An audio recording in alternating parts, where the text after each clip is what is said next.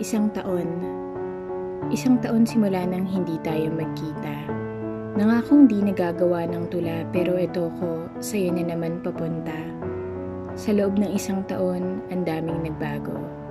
Ang dami mong nakilala, pero sa lahat ng yon, sino ba ako para iyong matandaan?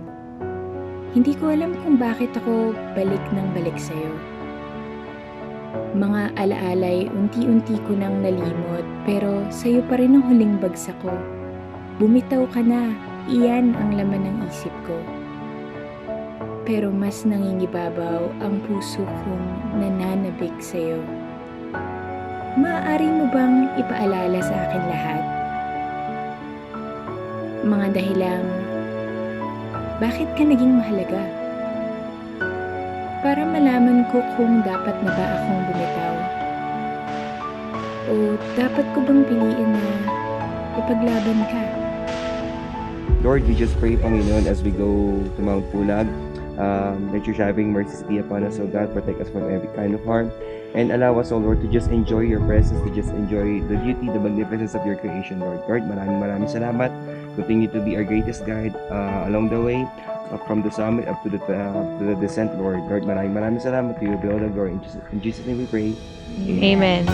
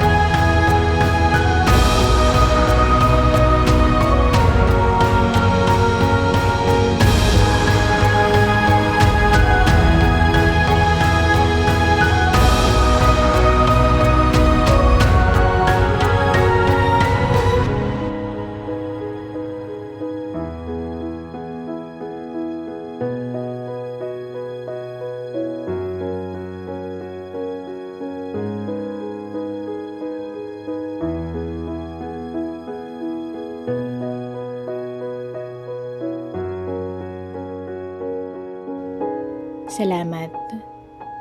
Salamat sa lahat ng bagong alaala. Aalis akong punong-puno ng saya dahil nakita kong muli ang iyong kagandahan. Ikaw mismo ang nag-iisang dahilan kung bakit kita binabalikan. Kaya hanggang sa muli nating pagkikita, Mount Pulag.